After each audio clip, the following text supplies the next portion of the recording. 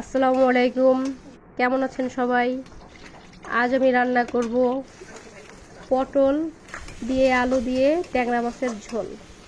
আমি প্রথমেই দেখেছেন ট্যাংরা মাছটা ভেজে নিয়েছি, এরপর পেঁয়াজ দিয়ে হালকা করে মশলা দিব।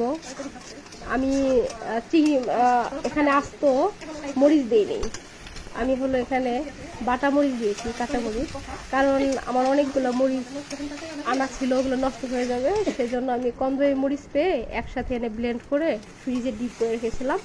এখন ওখান থেকে নিয়ে নিয়ে দিচ্ছি আর খাচ্ছি। তবে আমার পেঁয়াজটা প্রায় কষানো হয়ে গিয়েছে।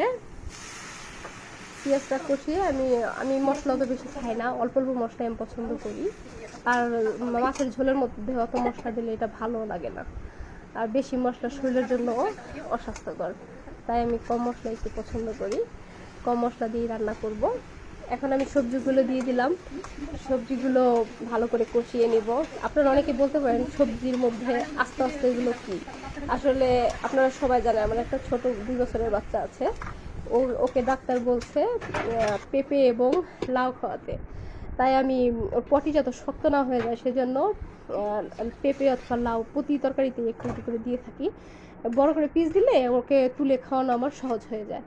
তো আমি মাছ সবজিটা কষিয়ে মাছটাও দিয়ে দিলাম, পানিও পরিমাণ মতো দিয়ে দিলাম।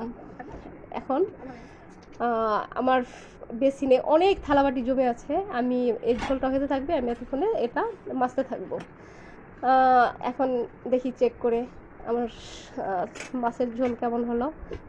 লবণ টবণ সব ঠিকঠাক। তো আমার মেজো মেয়ে এই মুহূর্তে খেতে বসে গেছে,